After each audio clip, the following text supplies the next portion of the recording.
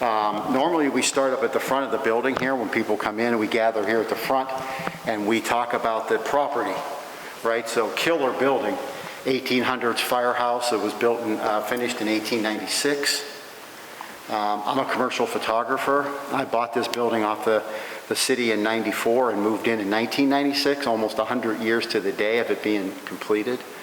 I bought it because I wanted this kind of space to do photography. I could pull a car in here and photograph a car. I could build a big room set in here. And back in the 90s, I was working around the clock on my photography business, and that's what paid to buy the building, renovate the building, and then start collecting the Clemente memorabilia when I do a calendar on Roberto Clemente for the 94 All-Star game. So those two things kind of crisscross. As I bought the building, I'm doing a calendar on Roberto, and I get to fly to Puerto Rico and meet his widow, Vera Clemente, who passed away last year at 78 years old and was on our board of directors, and was the reason I started this. I started to help her with photographs. I wanted to help her with an archive because all the photos in Puerto Rico were getting wet and moldy because of hurricanes and tropical storms. And so these images right here came out of a dumpster on downtown Pittsburgh when the Post-Gazette bought the press out, and they were thrown away, which this building was condemned and ready to be knocked down, getting thrown away. The negatives thrown in a dumpster. The paperwork on that wall made it all the way to the dump, and a guy is going through these smashed up filing cabinets and he pulls out Clemente's file out of a filing cabinet at the dump. So if you tell me that we're not doing things here for a reason, that everything here was trash, everything. What does that say broader? Because part of what we've been writing about Clemente is there's so much of the history of Clemente that's not really talked about. He's talked about as a humanitarian, but his legacy was so much more than that in terms of what he did during his life as a civil rights activist. Yeah, I mean, and that's why a lot of people, the press didn't care for him, because he would speak his mind. When they started printing the way he would speak in the newspaper, in the Pittsburgh Press, and I'm so glad the press went out of business, because they're the ones that really were down on Roberto and would print the terrible stories about him and say what a crybaby, malingerer, gold bricker, hypochondriac. They would just He had chronic baggage. He was in a car accident on New Year's Eve of 1954 when his brother's dying at 38 years old. Roberto dies on New Year's Eve at 38 years old. So when you hear all the coincidences about Roberto's life and his death, it's mind-blowing. How about this one? So when I buy this building, the paperwork said vacated in 1972 and condemned in 1974. That's all I knew about the property. As I'm building this museum in my 21st year of being in this property, 21 being the magic number, an old fireman comes in here to tell me some stories about the property. And we have a ghost here, and he wanted to talk about the ghost. And I said, listen, Chief, I know all about the ghost. I want to talk about the day in 1972. When do you vacate? Is it in the middle of the year? Or when do you guys leave this property? And he's 92 years old. He goes, it was the last day of the year. I'm like, whoa, whoa, whoa, back up, Chief. You're saying you walked out the door on New Year's Eve of 1972? He's like, yeah, what's the big deal? I'm like, you're not a baseball guy? He's like, no. I'm like, that's the night Clemente dies in a plane crash. You're saying you vacated. I said, what time did you walk out the door? 9 o'clock. He goes, what time did the plane crash? 9 o'clock. Wow. He goes, doesn't it make sense? I'm like, why would it make sense? He goes, we wanted to start fresh, the new books, on January 1st. I'm like, oh my God, that makes so much sense. I never thought about it for 1 second. So when you hear that coincidence, this property was vacated the minute he's crashing into the ocean. The steel beams, and I'll show you upstairs, are 21 inches thick. The foundation's 21 inches thick. What got you so interested in Clemente? I was a fan as a kid. I mean, pardon? How old are you, by the way? I'm 59. I was born on Labor Day, so this is perfect. Except for in 1961, it was. 61. So you were a young child when he was born. I got an autograph from him in 1971, and I was 10 years old. And I was down on, friends brought me down from Du Bois to go to Three River Stadium, and they were all signing autographs. And I just remember Roberto was very kind to me, where some of the other Pirates weren't so kind, I'll say. And so I was a baseball fanatic, and so I loved him growing up, and then he dies, and then, we lose, there's no contact there, and he's gone, and then I get asked to do the calendar in '94, and I fly to Puerto Rico, and when I hug Vera for the first time and go to Clemente's house, like farm? Pardon? The farm? No, the house in Rio Piedras. It's close to San Juan. It's close to the airport, actually.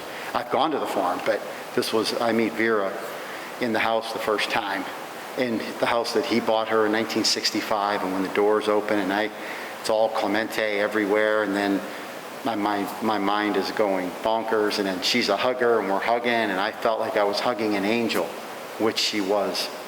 I mean, that woman, she built Sports City in Puerto Rico, and she kept his dream alive. He never built Sports City. A lot of people, that's confused. That's a place where you could go, and as a poor kid, you could go play baseball, football, basketball. You could swim. They had a track. She built that. They took memorial fund money. They started a fund in '73. Pirates helped. Mrs. Hines helped. They did some fundraising here in Pittsburgh. Richard Nixon writes the first check to Sports City, and so she built this nonprofit sports complex for poor kids. But that was his dream, but he never got it off the ground because he goes and then he's gone.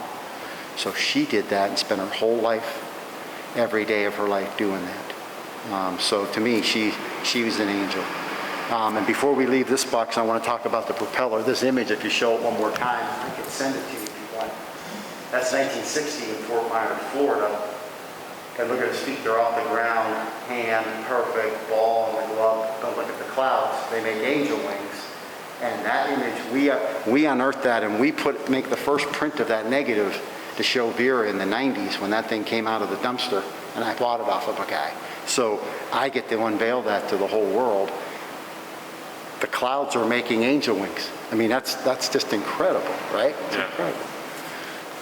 But I started out with that image, and now I go to this thing, which is, it's a little bit of a negative piece. But for me, it completes the story. So many people in Pittsburgh and around the country think they never found his plane. There's a propeller from the plane.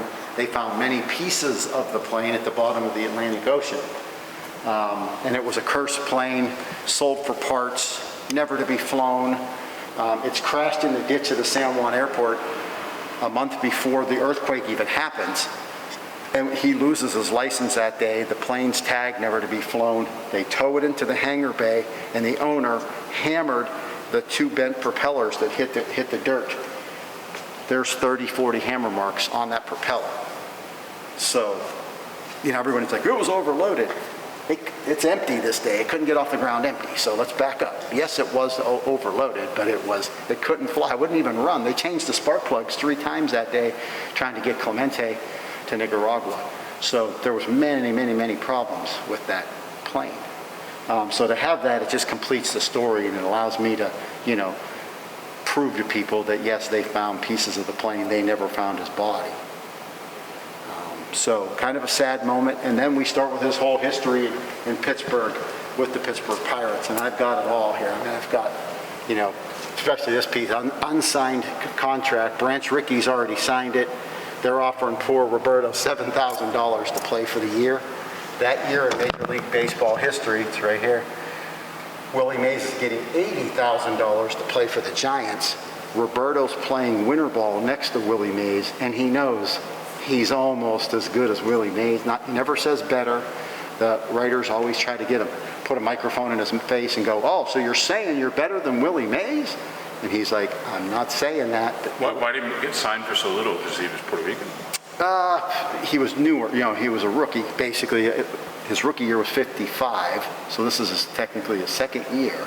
Willie Mays was a couple years older than him and had played. He was Rookie of the Year. The Giants win the World Series. It's a big market team. He didn't know what Willie was getting. And so even Branch Rickey saying, Roberto, I thought you'd be smarter than this. I thought you would know. You should know what other major leaguers are making.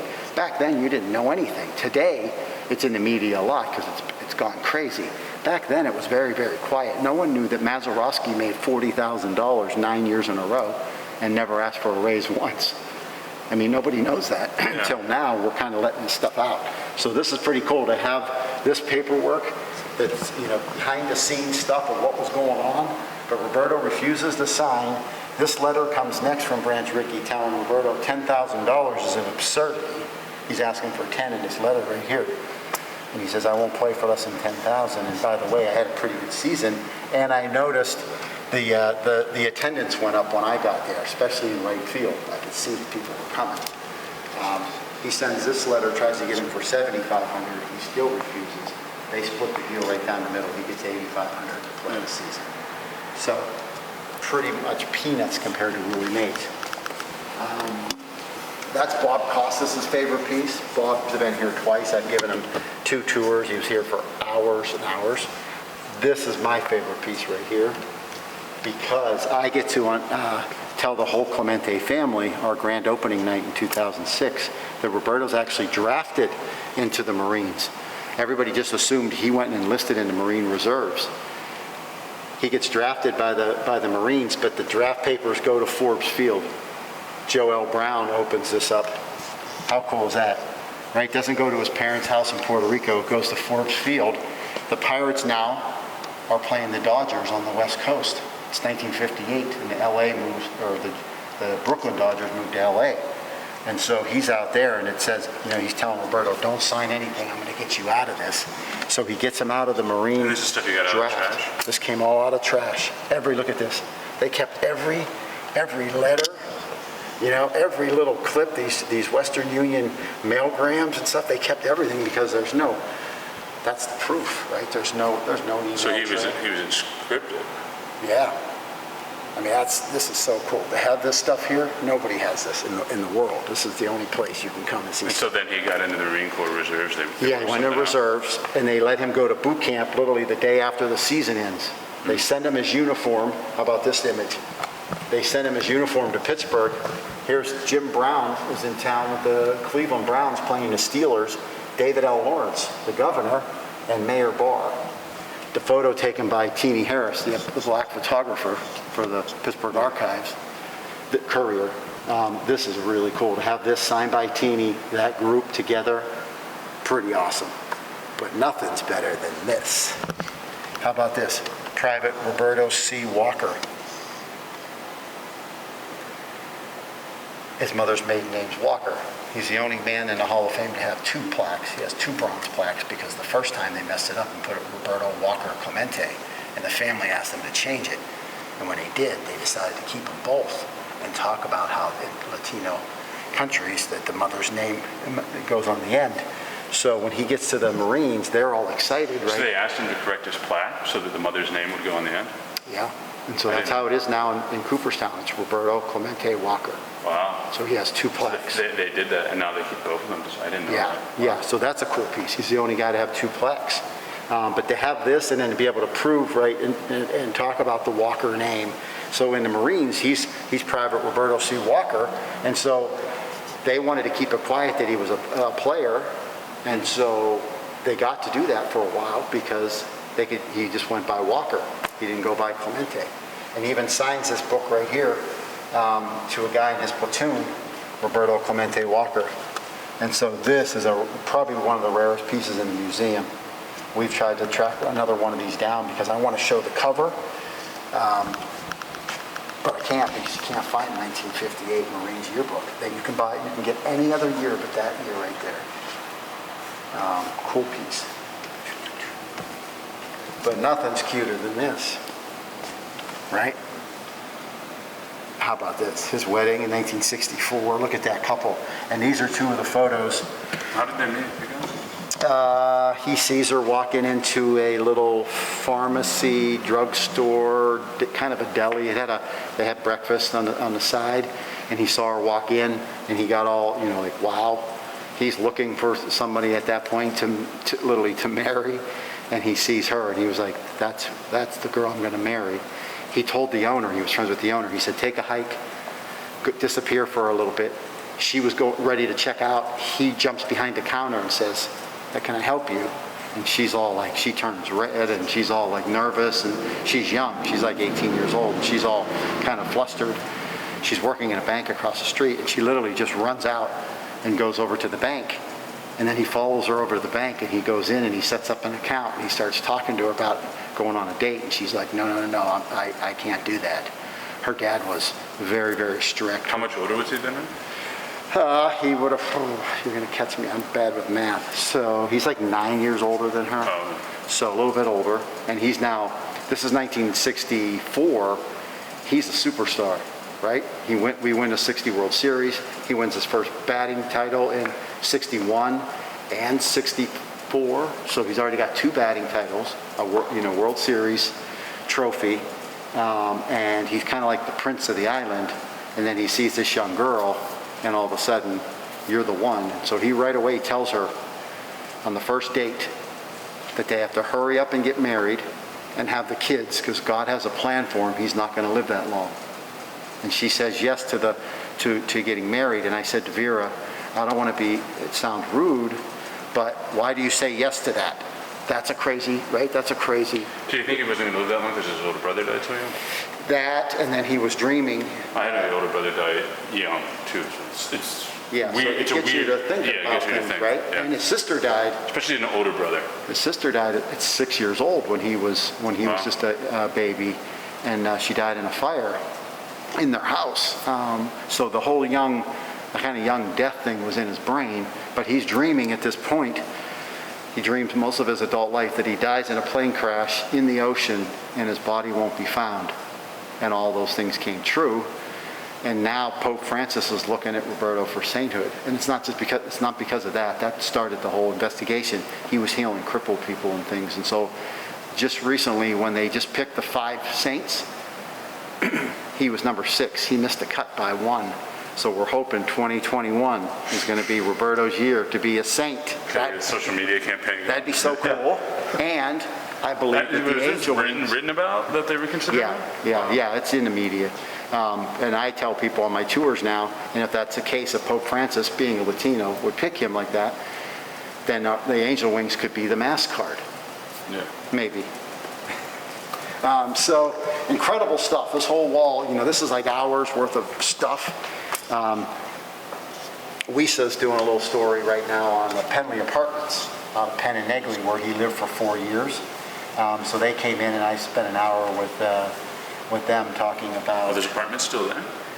No, they just knocked them down, and that's why they're doing. Oh yeah, I saw that. I know exactly what you're talking That's the controversial area, Penn and Negley, where they're going to move the Whole Foods over. about. So they're going to put a Whole Foods in the apartments where Yeah. Clemente used to live. Yeah. Wow. So Talk about a metaphor for the city. technically, it's the Whole Foods is right there, where he lived, right in this section. They're little townhouses right now, so it's pretty cool what they did there. The sad thing is I acquired all this paperwork 3 months after they knocked the buildings down. And if it would have been there, I could have talked, I believe it was Bob O'Connor at the time he was coming here, and we gave him a couple tours. I would have been able to talk to him and say, let's just keep a little shrine for 21 and let people know. Nobody knows that he lived over there. I mean, like maybe a couple hundred people know. I don't know. Right. Well, what kind of metaphor is that, though? That where, that this space is being turned into something else?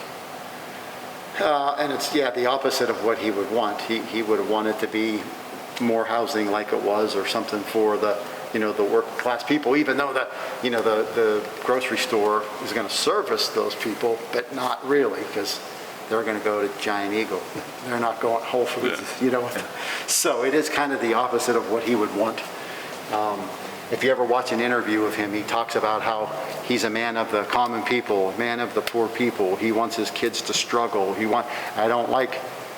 Basically would say, I don't like the rich people, because they just, they don't get it. And I have a great photograph, and I'll show you guys of him. But that's one thing about Clemente that always gets to me, is that, he was really outraged when he came to the States about racism. Mm-hmm. He never really experienced it. What it was. Yeah, they start calling him the N-word, and he's like, excuse me, what the hell does that even mean? I'm a Puerto Rican. He never heard that word once in Puerto Rico. Yeah. When you go down to Puerto Rico, everybody's just one.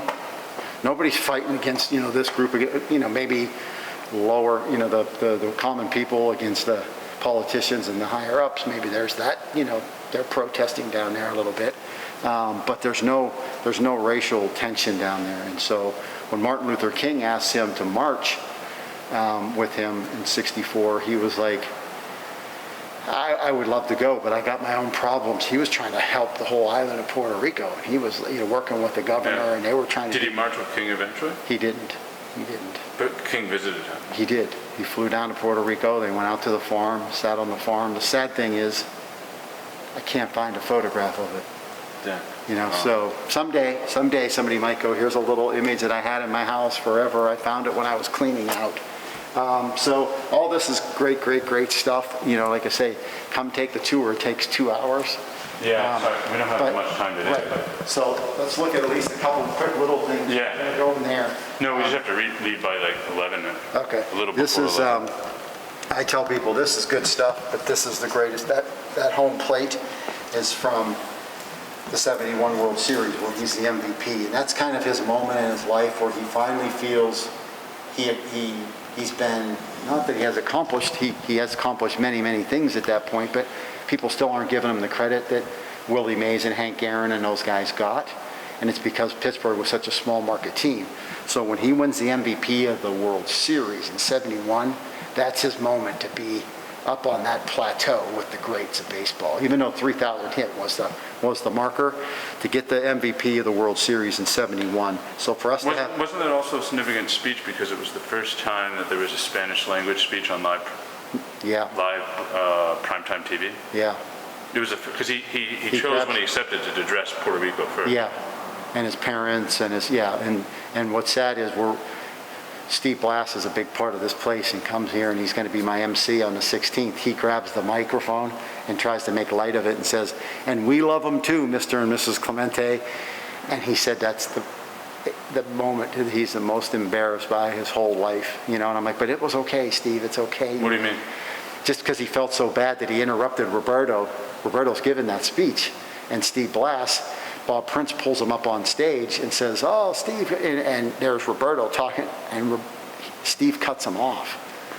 Kind of not on purpose, he just wanted to say how we love him too here in Pittsburgh, and that just changed the whole. Then Bob Prince started interviewing Steve. So it kind of ended what Roberto was saying, but in a good way. Steve loved him more than anybody.